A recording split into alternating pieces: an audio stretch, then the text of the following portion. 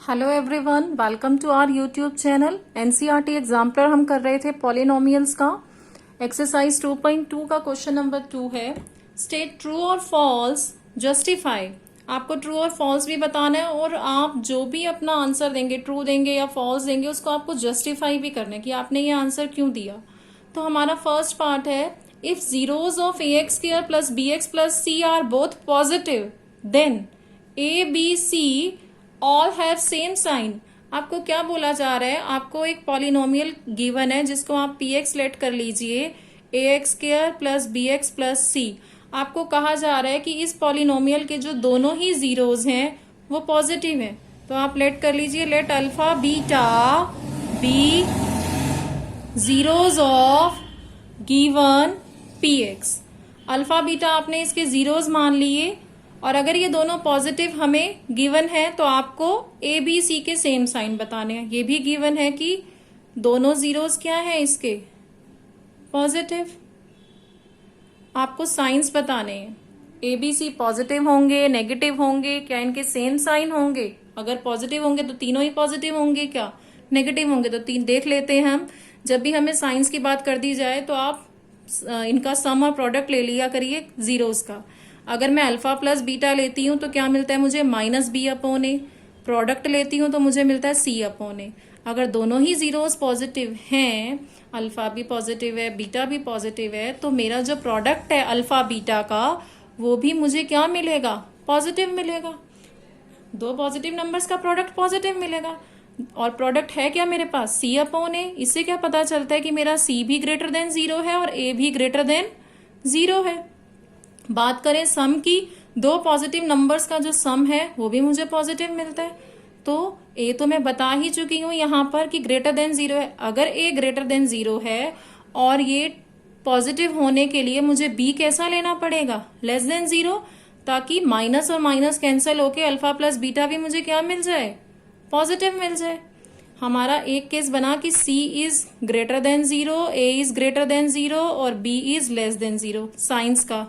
ठीक है, अब इसी का अपोजिट ले लो सेकेंड, कि C less than zero, A less than zero और B को ग्रेटर देन जीरो। चेक कर लेते हैं, अगर C लेस देन जीरो है और A भी लेस देन जीरो है तो भी प्रोडक्ट क्या मिल जाता है, पॉजिटिव मिल जाता है, माइनस माइनस कैंसिल होके। और जो सम है वो है माइनस बी अपॉन ए। अगर मैं लेस देन जीरो लेती हूं तो बी मुझे कैसा लेना पड़ेगा, ग्रेटर देन जीरो, तभी नेगेटिव और नेगेटिव कैंसिल होके सम क्या मिलेगा, पॉजिटिव मिलेगा। दो पॉजिटिव नंबर्स, दोनों ही जीरोज अगर पॉजिटिव हैं, ए को मैंने लेस देन जीरो ले लिया तो बी मेरा कैसा होना चाहिए, greater than zero. Negative negative cancel होके सम क्या मिल जाएगा, पॉजिटिव। क्लियर। तो ऑल हैव सेम साइन बोल रहा है, ए बी सी का सबका सेम साइन हो, हमें सेम साइन तो मिले ही नहीं। तो हमारा फर्स्ट ऑप्शन क्या हो गया, फॉल्स। फर्स्ट ऑप्शन हमें क्या मिला, फॉल्स। इसी का सेकेंड पार्ट है, if the graph of a polynomial intersect x axis eight only one point it can't be a quadratic polynomial. अगर एक पॉलिनोमियल का ग्राफ एक्स एक्सिस पर एक ही पॉइंट पर इंटरसेक्ट करता है तो क्या यह क्वाड्रेटिक पॉलिनोमियल नहीं हो सकता। अब क्वाड्रेटिक पॉलिनोमियल के जो ग्राफ देखे हमने अभी तक, जो 10th में पढ़ा, हमने देखा कि ये दो पॉइंट पर एक्स एक्सिस को इंटरसेक्ट करता है या एक ही पॉइंट पर टच भी करता है, तो इस पे हम बोल देते हैं कि डबल रूट है या रिपीटेड रूट है, जिसमें आपको जैसे x इज इक्वल टू दोनों ही इक्वल जीरो जिसमें आपको मिल जाते हैं, d is equal to zero होता है इन केसेस में, ऐसा टच करे अगर x एक्सिस को।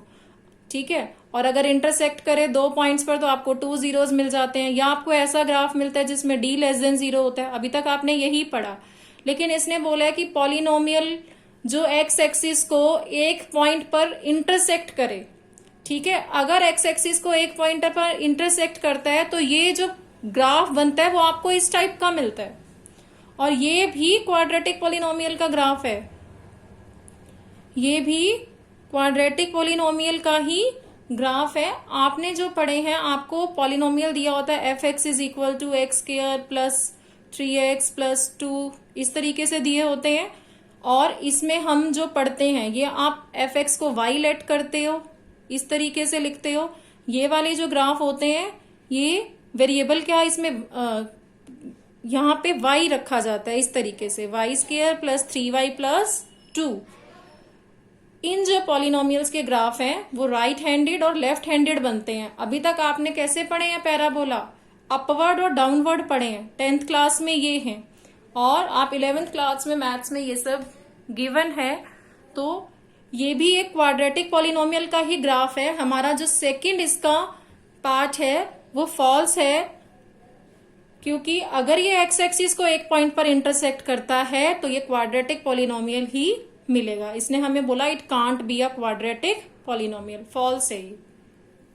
क्लियर।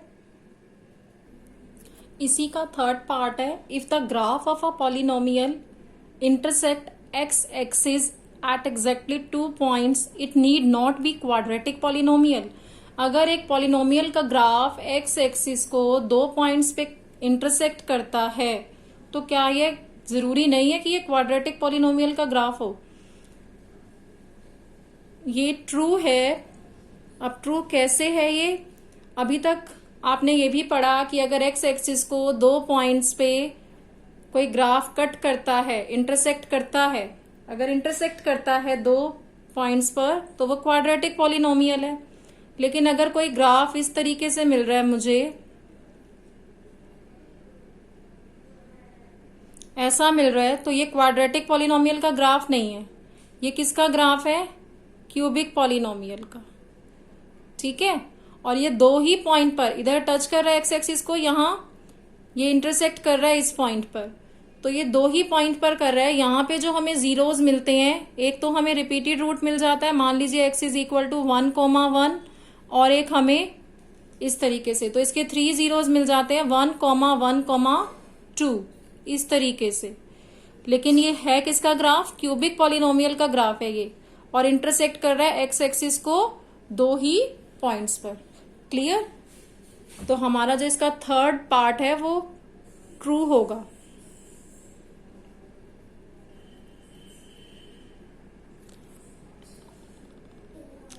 थर्ड पार्ट, इसका फोर्थ पार्ट है ये, if 2 of the zeros of a cubic polynomial are 0 then it doesn't have linear and constant terms।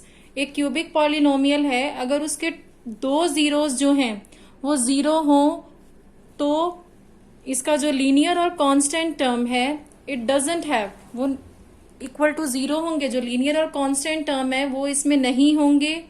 ठीक है। तो हम एक एज्यूम कर लेते हैं cubic polynomial ax³ plus bx² plus cx plus d। Let alpha beta gamma be zeros of given px।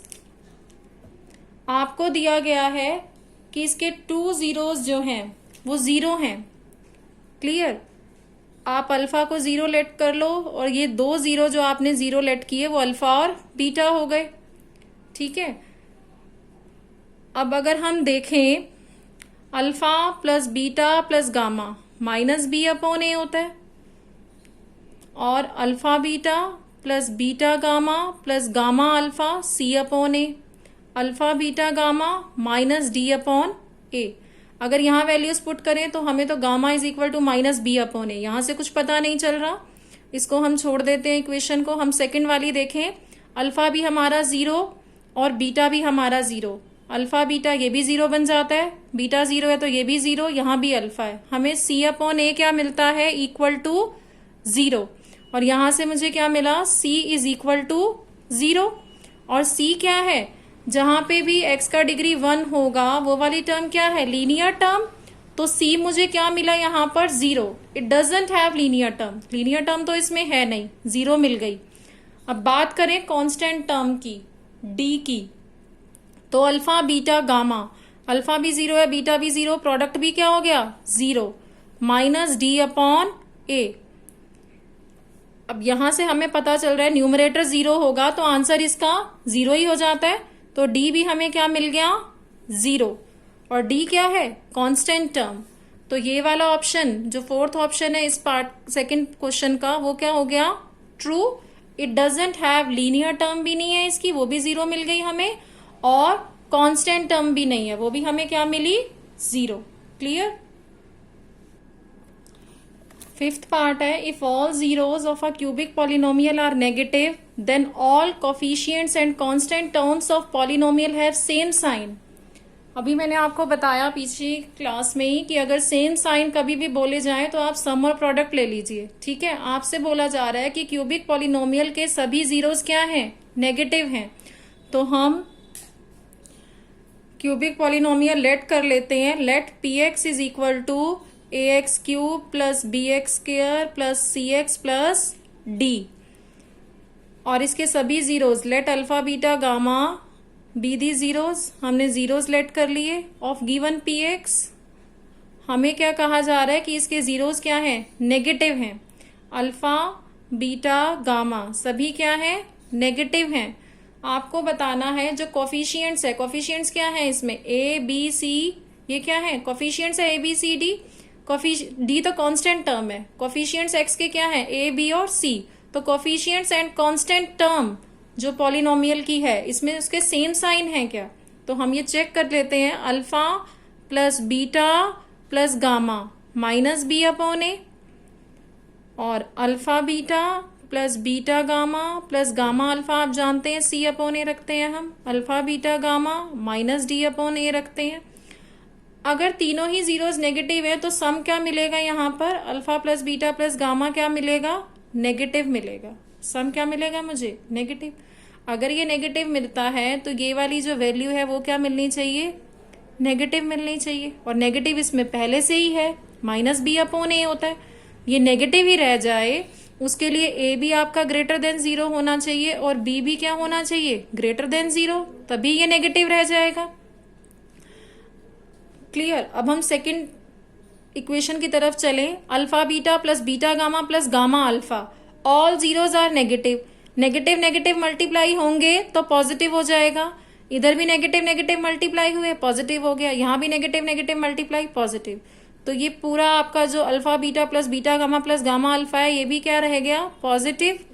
It means c upon a भी क्या है, पॉजिटिव।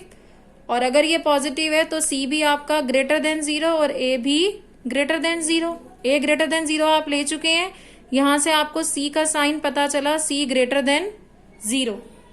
और क्या हो सकता था, अगर ये पॉजिटिव हो, दोनों ही अगर नेगेटिव होते तो कैंसिल हो जाते। तो एक और यहां से हमें मिला केस की ए जो है वो लेस देन जीरो भी हो सकता है और सी जो है वो लेस देन जीरो भी हो सकता है। अगर ए लेस देन जीरो है, सी लेस देन जीरो है, व्हाट अबाउट बी, बी क्या होगा। अगर मैं ए लेस देन जीरो ले लेती हूं तो मुझे सम भी क्या मिलना चाहिए, नेगेटिव मिलना चाहिए। ए अगर मेरा लेस देन जीरो है तो ये माइनस और माइनस तो कट गया। इस केस में बी क्या होना चाहिए, बी यहां पर लेस देन जीरो होना चाहिए।